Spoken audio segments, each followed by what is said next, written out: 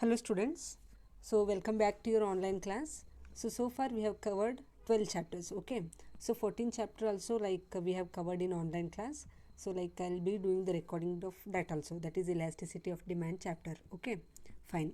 So in this video we will be studying about lecture number 13, and here the chapter name is budget line. So students, chapter number 12 and chapter number 13, these two are interrelated, okay. So in 12 we have studied about indifference curve analysis. So in 13 we will be studying budget line. So these two are interconnected. So see, we'll see how these two are interconnected and what is the relationship between indifference curve and budget line. Fine. So students, the topics which we are going to study in this chapter are the meaning of this term, that is the meaning of budget line and its properties. So there are only two properties in budget line, okay. Fine. So next we'll see the graph of that budget line, and only a single graph is there, so we'll study that. And after that we'll study what is the meaning of consumer equilibrium, and we'll see the graphical and algebraic expression of that.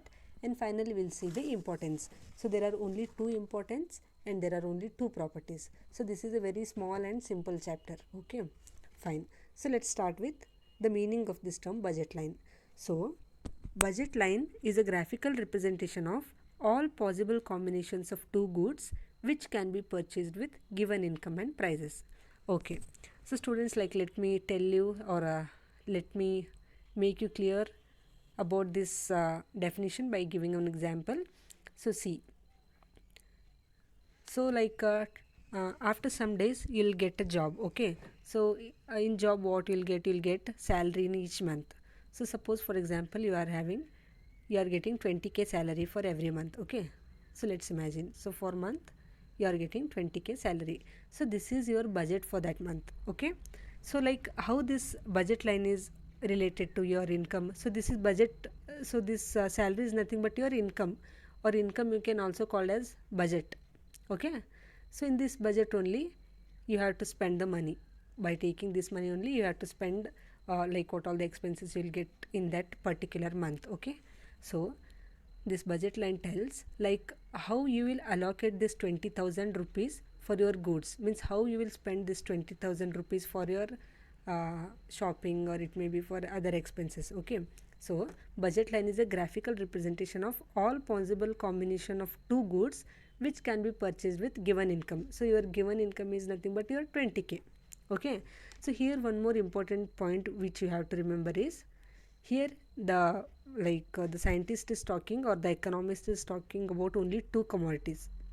So with your salary you will be purchasing two commodities. So students, in all economic laws, this is the basic assumption, that is we'll be considering only two goods, okay. Fine. So here two goods will be there. So these two goods you have to purchase with your given income, what all the salary you will be having. So what all combinations you what all combination, in which all combination you can purchase that good. So that is nothing but your budget line. So I think it is still confusing. So to make it more clear, let's understand this example. Fine students. So let's imagine that at present you are having 50 rupees with you, okay. So you are having 50 rupees with you. Sorry, this is not 50k, this is 50 rupees. Fine. So in that 50 rupees you have to purchase two goods. So those two goods are nothing but your cream biscuit and plain biscuit, okay. So you have to make some different combinations. So in that combination two goods should be there. So two good those two goods amount should be equal to your 50 rupees. So now let's see. So the first thing is cream biscuit, and second thing is plain biscuit. So for one packet of cream biscuit it is 10 rupees, and for one packet of plain biscuit it is 5 rupees. So 50 rupees how you can allocate? So first you can purchase all 10 packets of plain biscuit, okay. First you can purchase all 10 packets of plain biscuit and 0 packets of cream biscuit. So that is your first combination. So per packet of plain biscuit it is 5 rupees. So how many quantity you are purchasing? 10. So 10 into 50 is 10 into 5 is 50. So this is your first combination. So second combination how you can purchase? So one cream biscuit you can purchase and 8 packets of plain biscuit you can purchase. So for one packet of cream biscuit, how much it is? 10 rupees. Okay, plus for 8 packets of plain biscuit, 8 into this 5, 40. So 40 plus 10 is 50. So like everywhere you should get 50. In such a way you have to make the combination. Okay, so per packet of cream biscuit 10 rupees, per packet of plain biscuit 5 rupees. So this biscuit kind of thing is just for your understanding. So in general you'll be not having 50 rupees, like your salary will be more than this, like 30,000, 40,000. Okay, so in that 40,000 how you can purchase two goods. Okay, so that is about your budget line. So budget line is nothing but budget line is a graphical representation. So like we will plot graph for this, so I will show you like what kind of graph you'll get for this. So that's why budget line is a graphical representation of all possible combinations of two goods. So these are all the possible combination, these are the different combinations. Okay, so budget line is the graphical representation of all possible combination of two goods which can be purchased with given income and prices. Given income means whatever the money you are having. So now you are having 50 rupees with your given income, and prices. The price of plain biscuit is different, the price of cream biscuit is different. So that's why budget line is a graphical representation of all possible combination of two goods which can be purchased with your given income and prices. Okay, fine. So that is the meaning. So now we'll see what is the shape of this graph, or what is the shape of this budget line. Fine students, see here first combination is 0 and 10. So that thing we have plotted, 0 and 10. Here 0, it is 10. So this is the first point. So what is the second point? 1 and 8.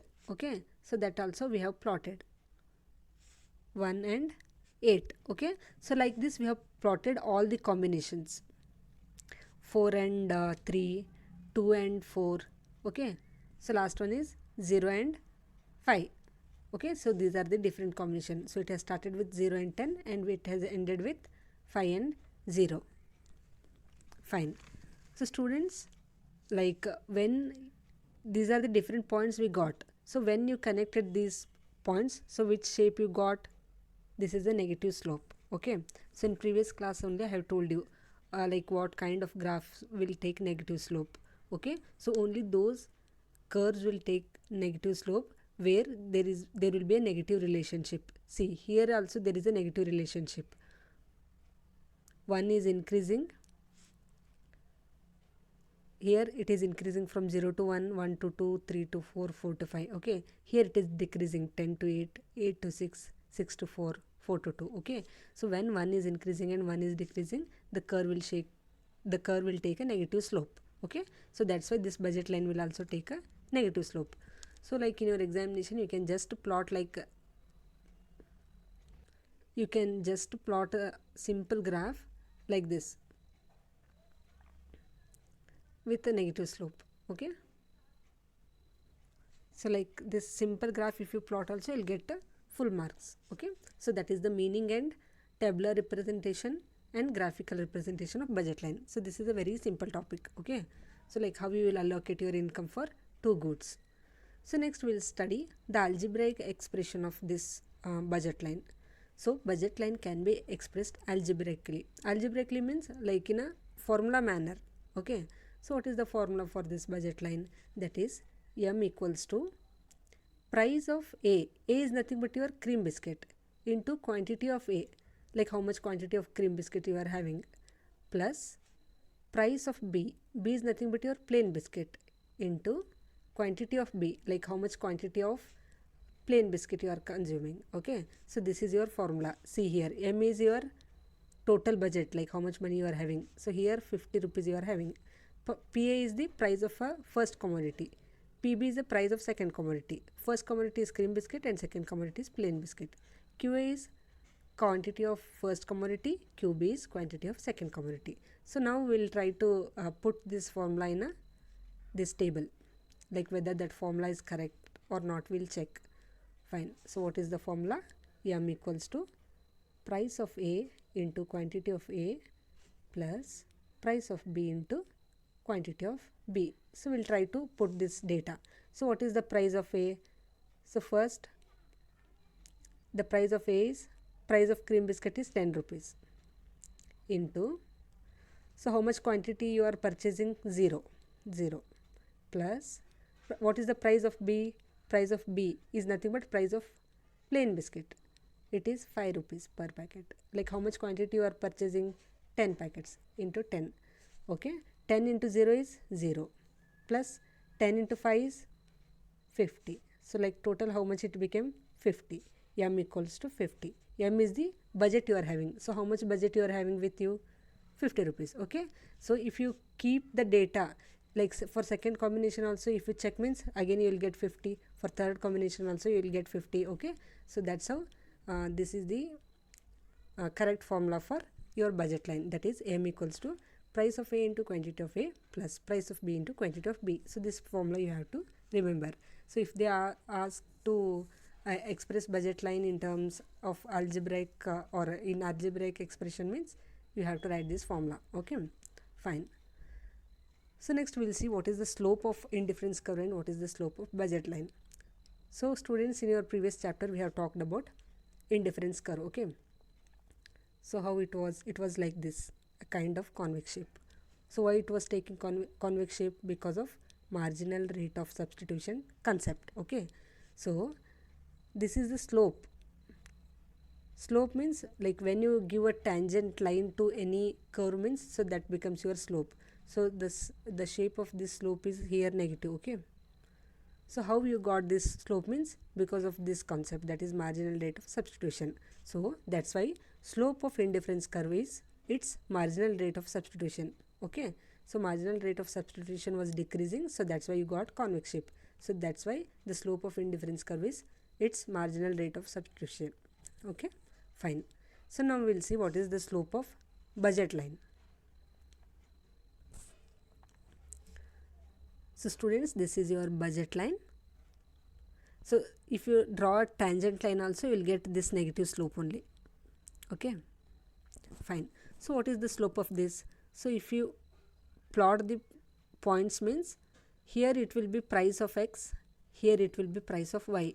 So by combining this price X and price Y only, we got this line, that is price of A and price of B. Okay, so that's why the slope of budget line is Px divided by Py, or you can write Pa divided by Pb. Okay, so slope of the budget line is also called as the price ratio of the given two commodities. Okay, so here we have plotted this graph by taking the prices. Okay, so this is the price of plain biscuit, this is the price of cream biscuits. Okay, so this was your A and this was your B. So it was like Pa divided by Pb. So now you can put the data here. So first we'll take price of A as C. This point we'll take. So here what is price of A? Price of cream biscuit was 5 rupees. These are the properties of your, so what are the properties? So only two properties are there, students. So these are the properties of your budget line. Okay, so this is your budget line. So first property is negative slope. So if the line is downward, it shows a reverse correlation between the two products. So just now I told you, if one commodity is increasing and one commodity is decreasing means any curve will take a negative slope. So that's why the shape of the budget line is also negative slope. So next is a straight line. So why it is taking straight line? So like here one price of A was there, here price of B was there. So like for everything, like this point, if we do Pa divided by Pb means we'll get answer as 2. So this point if we divide means again we will get 2. Like everywhere we are getting the same price ratio. So that's why it is taking a straight line. Okay, so it indicates a continuous market rate of exchange in individual combinations, means the price is same. So that's why there is a continuous market rate of exchange. Okay, so students, these are the only two properties, simple properties. So first one is it is taking negative slope, and second one is it is straight line. It is not convex, it is a straight line, but indifference curve was convex because of marginal rate of substitution. So these are your properties. So next we'll study the last topic, that is consumer equilibrium, and after that importance we'll study. Only two importance are there. Fine. So what is the meaning of this term consumer equilibrium? So consumer equilibrium is a point when the indifference curve meets the budget line. Okay. See students, this was your indifference curve.